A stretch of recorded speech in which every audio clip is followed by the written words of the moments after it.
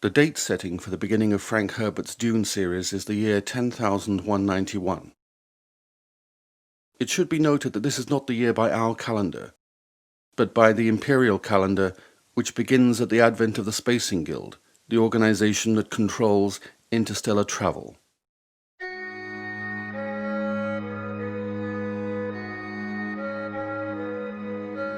In the year 10,193, at the Battle of Arrakeen, Paul Muad'Dib, formerly Paul Atreides, manages to overthrow the ruling House Corrino and become emperor.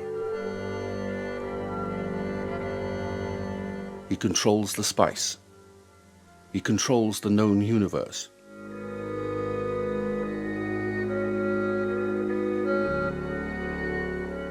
This is made possible by years spent cultivating the Atreides' secret weapon, the Fremen.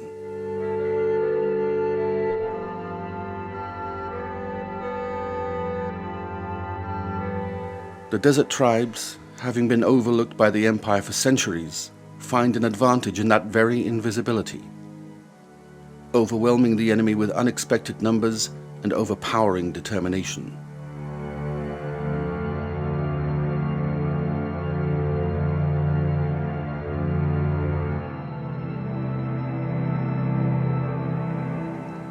This drama has been seeded by events that occur long before the arrival of Paul on Arrakis.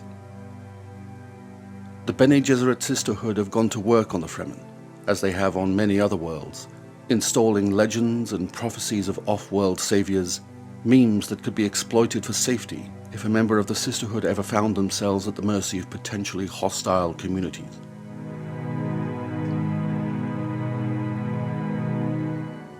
It is this cultural engineering that saves Paul and his mother Jessica from being killed for their water upon their first encounter with the Fremen.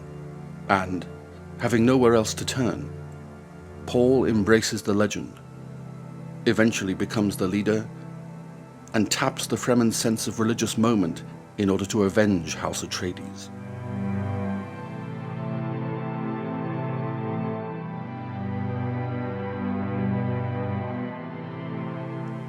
The legend, though, as it turns out, is an untamable thing. While the Atreides may see the Fremen as a component of their quest for justice, the Fremen see Muad'Dib as a catalyst for holy war. The legend, contrived as just one more survival trick by manipulative organizations, has budded off from its origins and context, taken on a life, career, and meaning all of its own, powered by ages of hunger and tales of deliverance to come.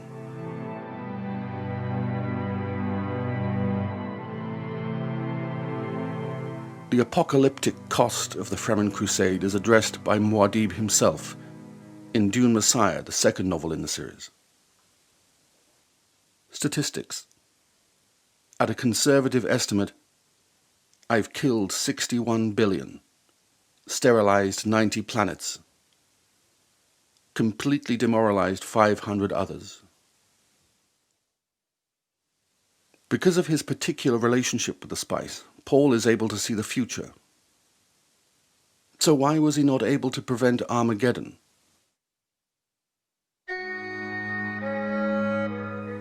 For Paul, seeing the future is not like reading tea leaves or gazing into crystal balls.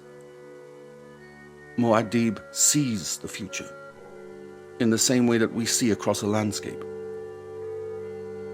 It is an unsettling addition to his five senses.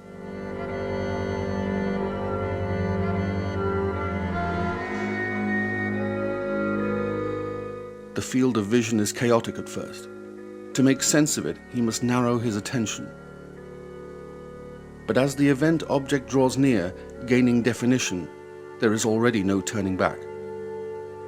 And the surrounding possibilities begin to lose form and dissolve until, at the point of destiny, there remains only one possible action. His foresight imprisons him by being the thing that reveals the prison.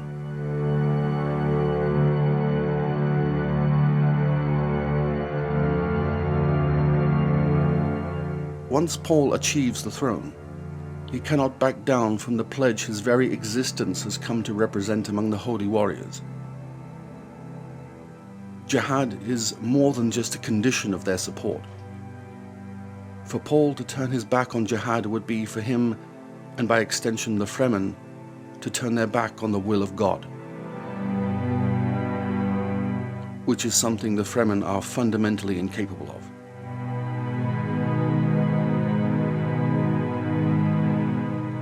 So jihad was made inevitable from the point at which Paul and Jessica fell in with the Fremen, which was in turn made inevitable by the Emperor's plot against House Atreides. Driven by fear and suspicion, facilitated by the Guild, and maneuvered into place by the Bene Gesserit, who, in the end, suffer the consequence of the prophecy they themselves have engineered.